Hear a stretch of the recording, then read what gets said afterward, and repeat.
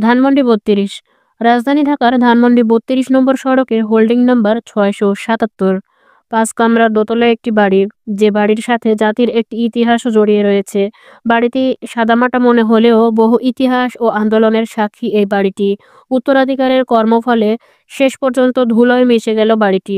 এই বাড়ির সৃষ্টির ইতিহাস যেমন রয়েছে তেমনি রয়েছে বড় বড় ট্র্যাজেডির গল্প। শেষ পর্যন্ত বাড়িটি ধূলিসাৎ।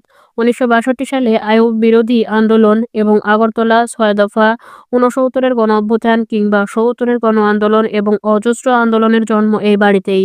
৭ই মার্চের রূপরেখাও এই বাড়িতেই।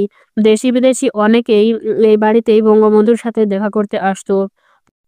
৫ আগস্ট শেখ হাসিনা সরকারের পতনের পরে আবার আগুন দেয়া হলে পুড়ে যায় ৩২ নম্বরের বঙ্গবন্ধুর বাড়ি এবং পুড়ে যায় সব নথিপত্র এবং প্রয়োজনীয় সব জিনিসপত্র এবং ৬ মাস পর বাড়িটি আবারও গুঁড়িয়ে দেওয়া হয়। ৫ ফেব্রুয়ারি শেখ হাসিনার ভাষণকে কেন্দ্র করে বুলডোজার মিছিল কর্মসূচি ঘোষণা করা হয় এবং ৩২ নম্বরের ভাঙচুর করে গুঁড়িয়ে দেওয়া হয়। এক পর্যায়ে বুলডোজার এনে গুঁড়িয়ে দেওয়া হয়। ৬ ফেব্রুয়ারি ভোর থেকে আবারও শুরু হয় ভাঙার কাজ।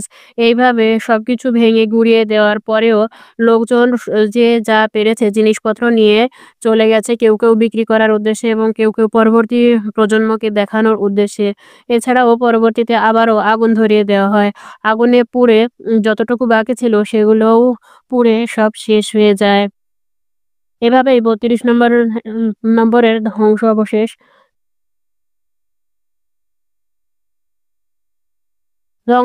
হয়ে যায়। আর এ সম্পর্কে আপনার কি মতামত তা কমেন্টে জানান। আর পরবর্তী খবর জানতে চ্যানেলটি এখনই সাবস্ক্রাইব করুন।